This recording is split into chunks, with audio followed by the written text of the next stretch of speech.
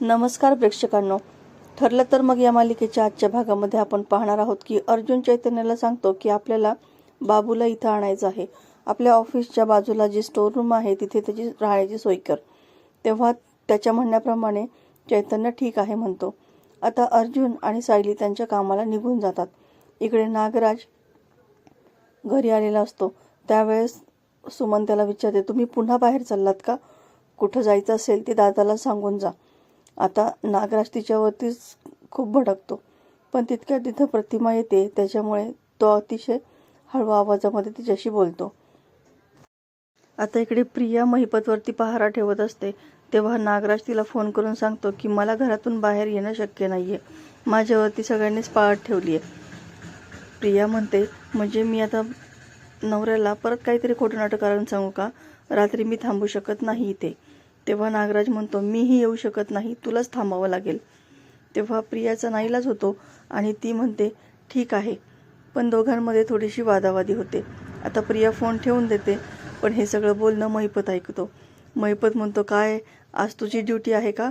आता एक काम कर, झोपू नको बरं का, नाहीतर मग मी झोपेत जर तुझा गळा आवळला तर.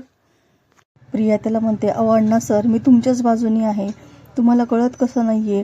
तो नागोबा तुम्हाला कधी धोका देईल ना, काहीच सांगता येत नाही.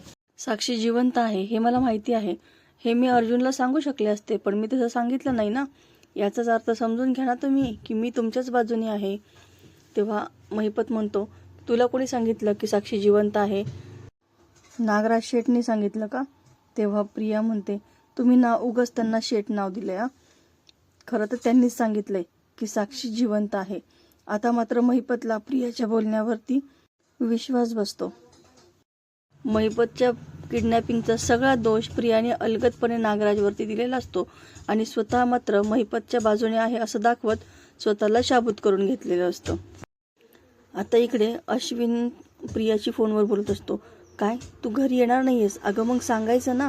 मग तेव्हा प्रिया काही मैत्रिणींची नावं सांगते. आता या मैत्रिणींची नावं सायलीने कधीच ऐकलेली नसतात.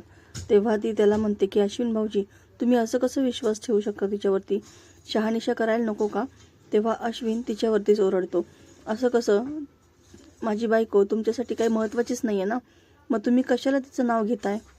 सायली म्हणते, ती एक मुलगी आहे, त्यामुळे आम्हाला काळजी तर वाटणारच ना. तेव्हा नका वाटून घेऊ काळजी, असं तो बोलतो. आता प्रताप आणि अश्विन सुद्धा त्याला समजवण्याचा प्रयत्न करतात, मात्र अश्विन त्यांचं काही ऐकत नाही आणि तो तिथून रागात निघून जातो. आता इकडे चैतन्य अर्जुनला कॉल करतो आणि सांगतो की बाबूला मी इकडे शिफ्ट केलं आहे, पण त्याला तुझ्याशीच बोलायचं आहे. तेव्हा बाबू अर्जुनशी बोलतो. अर्जुन त्याला सांगतो की तू इथे अगदी सेफ आहेस, त्याच्यामुळे तू अजिबात कसलीच काळजी करू नकोस. आता दुसऱ्या दिवशी सकाळी प्रिया जेव्हा घरी येते तेव्हा अश्विन घराबाहेर निघत असतो.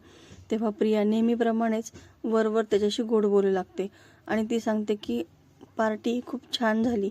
आणि तेव्हा मात्र ती दुसऱ्याच मुलीचं नाव घेते. तेव्हा सगळ्यांनाच संशय येतो, म्हणजे तिने काल दुसऱ्याच मुलीचं नाव सांगितलं आणि आज दुसऱ्याच मुलीचं नाव सांगते. प्रेक्षकांनो, येणाऱ्या भागामध्ये आपल्याला पाहायला मिळणार आहे की नागराज चक्क महिपतलाच धमकी देतो, तुला खरंच मारून टाकायला पाहिजे. तर प्रेक्षकांनो, येणारे भाग अतिशय जबरदस्त आपल्याला पाहायला मिळणार आहेत. अशाच मालिकेच्या नवनवीन व्हिडिओ अपडेटसाठी चॅनलला सबस्क्राईब करा. व्हिडिओ पाहिल्याबद्दल धन्यवाद.